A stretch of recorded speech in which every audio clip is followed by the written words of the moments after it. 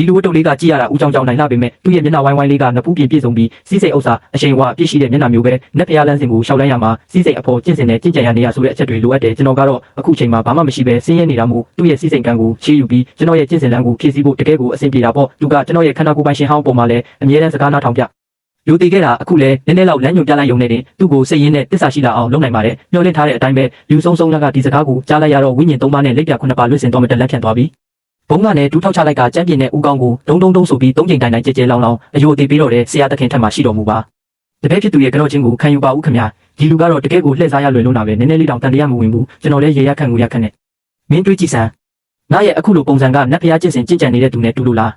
တူတာမှအရန်ကိုတူတာပေါ့ရုပ်ရည်အရှိန်ဝါကအစလုံးဝပြောင်းလဲသွားပြီးပကြီးကားတွေကနတ်ဖျားတွေတိုင်းပဲဘာမှမချတော့ဘူးမင်းကဒီလောက်တောင်စိတ်အားထက်သန်နေမှာတော့ငါမင်းကိုကန်တရားတစ်ခုလက်ဆောင်ပေးရတာပေါ့မနှက်ဖြန်ကြရင်မင်းအိမ်ရဲ့ရင်ပြင်ထဲမှာကြက်ကင်တစ်စက်ကောင်ပြင်ဆင်ပြီးထားလိုက်ပြီးရင်အခန်းထဲဝင်ပြီးအိပ်ပျော်အောင်အိပ်အပြင်ကနေဘလို့အတန်တွေပဲကြားရပါစေလုံးဝချောင်းမကြည့်ရဘူးအိမ်မှာခွေးရှိရင်လည်းတိတိကျကျချီနှောင်းထားဦးနောက်တစ်နေ့မှာကြက်ကင်တွေပျောက်သွားပြီဆိုရင်ဒီကိစ္စအောင်မြင်ပြီလို့မှတ်လိုက်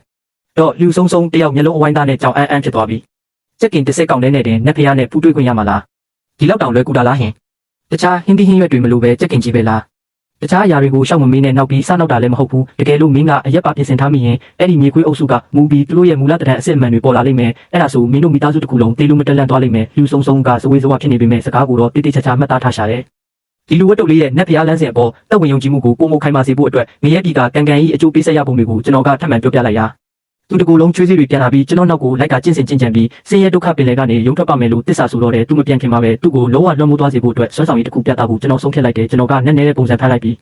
မင်းတကယ်လို့မယုံဘူးဆိုရင်အခုငါပြောမယ့်အရာကိုသွားပြီးလက်တွေ့စမ်းတက်ကြည့်လိုက်မင်းအိမ်ပြန်လမ်းမှာပတ်စံအိတ်ကောက်ရလိမ့်မယ်အဲ့ဒီပတ်စံကကြက်ကင်တစ်စက်ကောင်ဝယ်ဖို့အတွက်ကွက်တီပဲဒါပေမဲ့အဲ့ဒီပတ်စံကဆင်းရဲသားတယောက်ရဲ့အသက်ကယ်ပတ်စံဖြစ်နေလို့မင်းကအဲ့ဒီနေရာမှာတင်နိုင်ဝက်လောက်ဆောင်ပြီးပိုင်ရှင်ကိုပြန်ပေးလိုက်ပါဒါကိုအခုတို့ကင်းအောင်ကုတို့ထူပြုလုပ်တယ်လို့ခေါ်တယ်လူဝတ်တုပ်လေးကခေါင်းကိုတုံညှိပြလိုက်ပြီးမျက်နှာတစ်ခုလုံးဝမ်းသာအားရဖြစ်သွားတယ်ကျွန်တော်လည်းပင်ပန်းတွန်းနေတဲ့ပုံစံမျိုးနဲ့အိယာပေါ်မှာလဲလျောင်းပြီးအနားယူလိုက်တယ်လူဆုံးကတကားဝါကနေထွက်ချင်းမှာပဲအပြင်ကနေခိုးနားထောင်နေတဲ့လီကတော့ကြီးနဲ့ပပင်းတိုးတော့တယ်သူမကဘာမှမသိတယ်လို့ပုံစံဖမ်းပြီးနှုတ်ဆက်ဖို့ပြင်လိုက်တယ်အန်ဒီ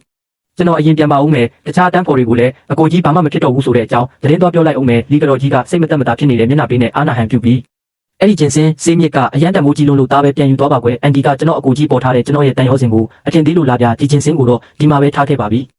ီလီကတော်ကြီးတက်ပြင်းတစ်ချက်ချလိုက်ပြီးစိတ်ထားဖြူစင်တဲ့ဒီကလေးကိုအိမ်တကားဝအထိလိုက်လံပို့ဆောင်ပေးခဲ့တယ်ဒီလူဝတ်တုပ်လေးကတည်ငြိမ်ပြီးအားကိုးရတဲ့အိမ်စီအာကျူရဲ့ကြောပေါ်ကိုလင်းမြန်စွာလန့်တက်လိုက်ပြီးအတန်ကျဲကြီးနဲ့អော်လိုက်တယ်ကဲသွားစို့သူ့ရဲ့ကြောပေါ်မှာဝတ်တုပ်လေးကိုပိုးပြီးတော့အားဆိုင်ကရှောက်လာခဲ့ကြတယ်အာကျူမင်းပြောဆန်းလူတယောက်ကတေးပြီးရင်တကယ်ပဲပြန်ရှင်လာနိုင်မှာမလား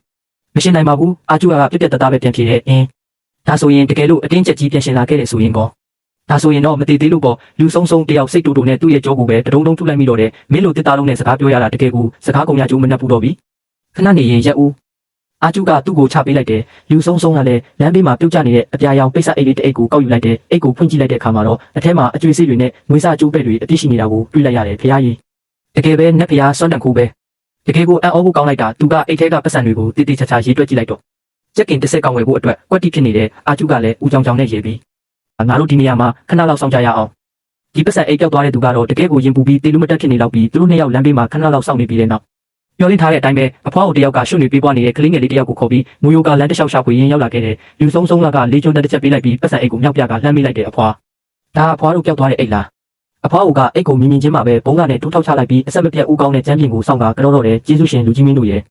အဲ့ဒါကျမတို့ကလေးရဲ့အဖေကပင်ပန်းကူလီထမ်းပြီးရှာဖွေစုဆောင်းထားတဲ့အသက်ကယ်ပတ်စံလေးပါဗျာတကယ်လို့ဒီပတ်စံသာပြောက်သွားရင်ကျမတို့သားမိနှစ်ယောက်လုံးကျိုးဆွဲချတေးုံပဲရှိတော့တာပါအိုးအဖွားရမကတော့ပါနဲ့ကျွန်တော်ကိုမကန်တော့ပဲဟောဒီကလေးလေးကိုပဲကတော့ခိုင်းလိုက်ပါအဖွားကဝမ်းသာအားရနဲ့ကျေးဇူးတင်စကားတွေတွတ်ပြောရင်းကလေးငယ်ကိုပါခေါ်ပြီးလူဆုံးကိုဦးချကတော့ခိုင်းတယ်လူဆုံးကလည်းရက်ရောပဲအာကျူကိုအချက်ပြပြီးသူ့စီကအကျွေးစစ်တချို့ကိုပါထပ်မံထိုးယူကလေးငယ်ရဲ့လက်ထဲကိုထည့်ပေးလိုက်တဲ့အဖွားကထပ်မံကျေးဇူးတင်ပြီးဦးချဖို့ပြင်နေတာကြောင့်တကယ်တက်ရှိဖျားလားပါပဲလို့ပြောရင်းဝမ်းသာပီတိဖြစ်နေရှာတယ်လူဆုံးလည်းအာကျူရဲ့ကြောပေါ်ကိုပြန်တက်ပြီးလက်ပြနှုတ်ဆက်ကထွက်ခွာလာခဲ့တဲ့ကြံရင်ခဲ့တဲ့သားမီးနှစ်ယောက်ကတော့အနောက်မှာကျေးဇူးတင်လို့မဆုံးနိုင်ပဲရှိနေတော့တယ်လူဆုံးကအကျယ်ကြီးအော်ရနေပေမဲ့စိတ်ထဲမှာတော့ကဘာပြတ်မတက်တုံလုံးချောက်ချနေမိတယ်လီကိုကြီးကတကယ်ကိုနက်ဖျားနဲ့ဖူးတွေ့ခဲ့တာပဲဘသူပတ်စံအိတ်ပြောက်မယ်ဘလောက်ပမာဏပြောက်မယ်ဆိုတာကိုပါဒီလောက်အထိကွက်တိတွက်ချက်နိုင်တာဒါကတာမန်လူသားတယောက်ရဲ့စွမ်းရည်လုံးဝမဟုတ်ဘူးတကယ်ကိုထူးခြားဆန်းပြတဲ့ပါရမီရှင်ကြီးရဲ့စွမ်းဆောင်ရည်ပဲသူသာနက်ဖျားမဟုတ်ရင်တော့မှတကယ်ကိုထူးခြားတဲ့လူစွမ်းကောင်းကြီးပဲဖြစ်ရမယ်ဒီလိုနဲ့သူတို့တွေအိမ်ကိုပြန်ရောက်လာခဲ့ကြတယ်လူဆုံးကအိမ်ထဲကိုဝင်ချင်းမှာပဲမိဖို့ချောင်းတဲကကြောက်မေးစီကိုတန်းပြေးသွားတော့တယ်ကြောက်မေးမှာမြန်သွားပြီးကြက်အကောင်တစ်စက်ကောင်အမြန်ဆုံးသွားဝယ်ပေးစမ်းပါ ကြောက်မေမေကလန့်သွားပေမဲ့ဒီလိုဆိုးသွမ်းတဲ့လူမိုက်လေးကအမိတ်ပေးနေတာဆိုတော့ဘသူကမနာခံပဲနေရဲမှာလည်းချက်တွေပြတလဲဖြစ်သွားပြီးတဲ့နောက်မှာတော့ကျမကြီးတစ်ဆက်ကောင်ဟာအိုးထဲကိုရောက်သွားပါတော့တယ်ဒီဘက်မှာလူချုံချုံကအလုံးရှုံနေတယ်လို့ဟိုဘက်မှာလည်းကျွန်တော်ကအားမနေခဲ့ပါဘူးကျွန်တော်ဟာကိုစာကလေးလေးရဲ့ဆုံးတက်ကတစ်ဆင့်အဲ့ဒီမြေခွေးတွင်းတွေကလှုပ်ရှားမှုတွေကိုအချိန်ပြေးစောင့်ကြည့်နေခဲ့တာပါဒီစာကလေးကကျွန်တော်စီကကောင်းတဲ့တဆုပ်ကိုမှန်မောပြီးကျွန်တော်ရဲ့သူရှုဖြစ်လာခဲ့တာပါအဲ့ဒီမြေခွေးတွင်းတွေကမြေခွေးတွေကတော့ညစာစားပွဲကြီးအတွက်ပြင်ဆင်မှုတွေလုပ်နေကြပါတယ်အဖိုးအဲ့ဒီစာတင်သားကကျွန်တော်တို့ကိုမလိမ်တော့ပါဘူးနော်မြေခွေးနေငယ်ကတီးတူပြောရင်းတစ်ဖက်ကလည်းလူသေးဦးကောင်းခွန်တွေကိုကောင်းပေါ်တင်ပြီးလူရောက်ဖန်ဆင်းနေကြပါတယ်ပထမတစ်ကောင်ဝေါ်တုတ်ကတော့ဘိုက်ပူပူနဲ့အသားဝနေတဲ့လူဆိုးကောင်လေးတစ်ယောက်ဖြစ်ပြောင်းလဲသွားတယ်ဒုတိယတစ်ကောင်အတူကတော့မျက်နှာတစ်ခုလုံးရမတ်စောတွေနဲ့ပြည့်နေတဲ့ခေါင်းပြောင်ဖောက်ပြန်တဲ့သူတစ်ယောက်ဖြစ်သွားတယ်တတိယတစ်ကောင်စန်ဒူကတော့ခေါင်းလေးပူပခုံးလေးတွနေတဲ့ကုန်းကုန်းအဖိုးကြီးတစ်ယောက်ဖြစ်သွားပါတယ်မြေခွေးအိုကြဒီကတော့ဒီလိုပုံမကြပန်းမကြဖြစ်နေတဲ့မြေခွေးတအုပ်ကိုစိတ်ပြက်လက်ပြက်ကြည့်ပြီးသူတို့ကိုအနီးအနားကဒီကိုဆန်းရေတွင်းစီခေါ်သွားကရေမိုးချိုးတန့်စင်ပေးလိုက်ပါတယ်ပြီးတော့အထူးစီမံထားတဲ့ရေမွေးစီတွေကိုလင်းကြံပေးလိုက်မှာပဲသူတို့စီကထွက်နေတဲ့မြေခွေးညီစောတွေကိုမနှဲဖုံးကွယ်နိုင်ခဲ့တာပါတကောင်ရဲ့အချိန်ရောက်တဲ့အခါမှာတော့လေစိမ်းတွေတိုက်ခတ်လာပါတယ်ပြိုချုံချုံဟာကျွန်တော်ရဲ့မှာကြားချက်အတိုင်းအခန်းထဲမှာပုံနေပြီးအသက်တောင်ပြင်းပြင်းမရှိရဲပါဘူးခြံဝန်းထဲကနေတရှိရှိတရှဲရှဲအတန်တွေထွက်ပေါ်လာပါတယ်ငါတို့၄ယောက်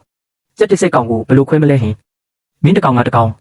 လူချုံချုံဟာစူစမ်းကျင်စိတ်ပြင်းပြလာပြီးမအောင်နိုင်တော့ပဲတရင်ပေါက်အကွဲချောင်းစီတူးကပ်ပြီးအပြင်ကိုချောင်းကြည့်လိုက်ပါတယ်ဒီလိုကြည့်လိုက်တာကသူ့ကိုလက်ပြလွှဲမတက်ထိတ်လန့်သွားစေခဲ့ပါတယ်လာရောက်အောက်မှာလူ၄ယောက်ဟာကြက်ကင်တွေကိုကင်ပြီးယူသွစွာဝါမျိုးနေကြပါတယ်သူတို့ရဲ့မျက်လုံးတွေကစိတ်ဖက်ဖက်အယောင်တွေတောက်ကနေပြီးဖင်စီကနေလည်းအမွှေးပွားပွားမြေခွေးအမီးတွေထွက်နေတာကိုတွေ့လိုက်ရပါတယ်ခြံဝန်းထဲမှာတော့မြေခွေးတွေဟာအရသာရှိရှိစားတောက်ပြီးတဲ့နောက်ကြံတဲ့ကြက်ကင်တွေကိုအိမ်ကမြေခွေးလေးတွေအတွက်ပါဆယ်ထုတ်ဖို့ပြင်ဆင်နေကြပါတယ်အဲ့ဒီကုန်းကုန်းမြေခွ